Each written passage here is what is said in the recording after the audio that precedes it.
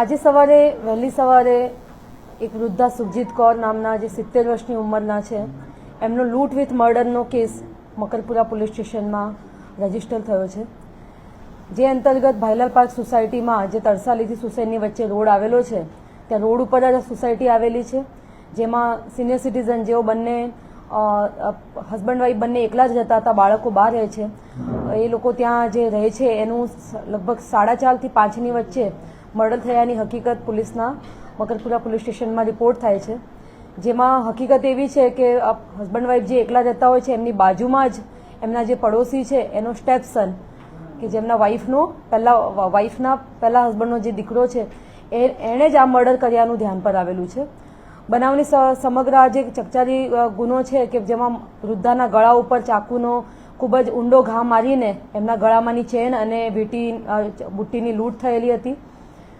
સમગ્ર મામલે સીપી સાહેબ દ્વારા ખૂબ જ ગંભીર નોંધ લઈને જોઈન્ટ સીપી સાહેબ અને ડીસીપીઝની અને એસીપી ક્રાઇમ ની અધ્યક્ષતામાં ટીમોની રચના કરેલી હતી, જેમાં PCB, DCB, crime, SOG, local police સ્ટેશનની ડિસ્ટાફની ટીમ અને એલસીબીની ટીમ એની અલગ અલગ ટીમો બનાવવામાં આવેલી, જે ટીમો દ્વારા સીસીટીવીનું ચેકિંગની એરિયા વહેંચી લેવામાં આવ્યા હતા. આ સાથે સાથે ચેકપોસ્ટ અને ટોલ નાકા સુધી કે જો કદાચ આરોપી બહારથી આવ્યા હોય તો એના માટે આ બંને તરફના ટોલ નાકા સિટીની આસપાસ આવેલા એ મેપ લઈને ટીમો બનાવવામાં આવેલી હતી. સાથે સાથે આ પ્રકારના જે એમઓ ધરાવતા આરોપીઓ છે એની વિગતો કાઢવામાં આવેલી હતી અને જેના આધારે ક્રાઇમ બ્રાન્ચની ટીમને આ ગુનાનું પગેરે શોધવામાં સફળતા મળેલી છે. હકીકત એ પ્રમાણે છે કે મરણ જનાર વૃદ્ધા છે એમની બાજુમાં રહેતો વિશાલ દીપકભાઈ સરોજ જે છે એ 20 વર્ષની આશરે ઉંમરનો છે અને એ એમને ડોમેસ્ટિક હેલ્પ કરતો રહેતો, આવતો જતો રહેતો એમના ઘરે. અને આ જે આરોપી છે એણે વહેલી સવારના આવીને વૃદ્ધાના ઘરે આવીને પહેલાં તો ઘરનું લાઇટના કનેક્શન જે છે એનું સ્વિચ પાડી દીધેલી છે. અંધારું થઈ ગયા બાદ ઘરમાં એસી જે ચાલતું હતું એ બંધ થઈ જતા ગરમી થતા વૃદ્ધા બહાર આવે છે અને એ દરમિયાન અંધારાનો લાભ લઈને એમના ગળે ચાકુ મારીને લૂંટ કરીને ત્યાંથી નાસી જાય છે. ટેકનિકલ રિસોર્સિસના આધારે અને સીસીટીવી ફૂટેજના આધારે ક્રાઇમ બ્રાન્ચને સફળતા મળેલ છે કે આ આરોપી જે છે એ ગુનાને અંજામ આપીને કપડા જે પેટ્રોલ પંપ છે ત્યાં જઈને એના મિત્રને ત્યાં બોલાવે છે અને એને મદદથી ત્યાંથી ભાગી છૂટે છે. આ જે બનાવ છે એની અંદર હાલમાં આ એક જ આરોપીનું ઇન્વોલ્વમેન્ટ આવેલું છે. એણે જે ગુનાનું મુદ્દામાલ જે છે એને પણ રિકવર કરવામાં આવ્યો છે. સાથે સાથે આ વિશાલ જે છે એ 14 તારીખથી ઘરેથી એના ફાધરના જે સુખજીત કૌર છે જે વૃદ્ધાના પડોશી છે એના એટીએમ કાર્ડ, બેંકના કાર્ડ, અલગ અલગ બધા કાર્ડ લઈને ઘરેથી જતો રહ્યો હતો. એની મિસિંગ કમ્પ્લેન એટલે કે મિસિંગની અરજી પણ મકરપુરા પોલીસ સ્ટેશનમાં એમણે નોંધાવેલી હતી. તો બનાવની સમગ્ર હકીકત જોતા જે વિશાલ સરોજ જે છે એણે આ મર્ડર કરેલાનું ધ્યાન પર આવેલું છે અને તમામ મુદ્દામાલ રિકવર કરવામાં આવ્યો. લૂંટના ઈરાદે જ આ ઘટનાને અંજામ આપ્યો છે. એને ખ્યાલ હતો કે આ સિનિયર સિટીઝન્સ એકલા રહે છે, એમની જોડે કોઈ નથી હોતું અને વહેલા સવારે બેનને ઉઠી જવાની ટેવ છે અને તેઓ વહેલી સવારે આ રીતના ઉઠીને થોડી વાર બહાર બેસતા હોય છે અને ત્યારબાદ તેઓ ગુરુદ્વારા ફ્રેશ થઈને ગુરુદ્વારા દર્શન કરવા જતા હોય. અત્યારે હાલમાં આરોપી અટક કર્યો છે અને આરોપીને અટકની પ્રોસિજર ચાલી રહી છે.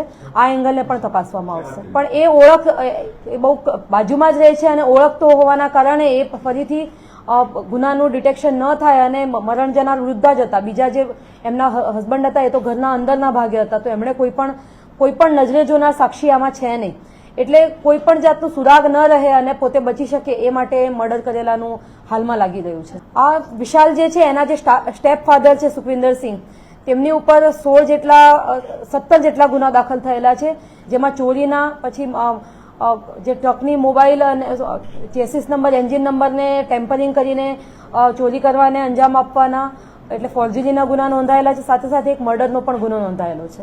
20 વર્ષનો છોકરો છે, પરણેલો નથી, અપરિણીત છે. ક્રાઇમ બ્રાન્ચે એને વડોદરા સિટીમાંથી જ અટકાયત કરેલી છે.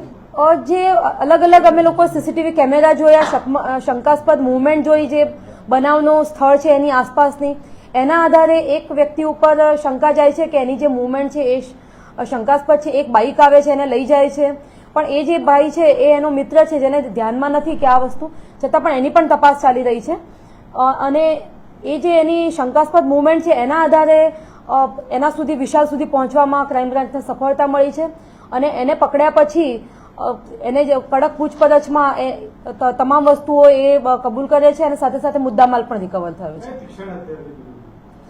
નાનકડું સર્જિકલ નાઇફ જે કહી શકાય એ પ્રકારના હથિયારથી એને ઈજા કરેલી છે. હા, એનો સાવકો પુત્ર છે. એમના જે વાઇફ છે સુખવિન્દર સિંહના, એમના વાઇફ મતલબ એ બેનના હજી ડિવોર્સ નથી થયેલા પણ 16-17 વર્ષથી એમની સાથે જ રહે છે અને એ બેનનો આ પુત્ર છે એમના પહેલા પતિનો. 14 તારીખથી એ ગુમ છે એટલે આપણે આ એક તપાસનો વિષય રહેશે કે એને કોઈ પ્લાનિંગ કરેલું છે કે એની પ્લાનિંગથી જ કરેલું હોવાનું હાલમાં જે વડોદરા સિટીમાંથી જ પકડાયેલો છે. આ જે છે એ તરસાલી જીબી ઓફિસ પાસેથી એને લેવામાં આવ્યો છે.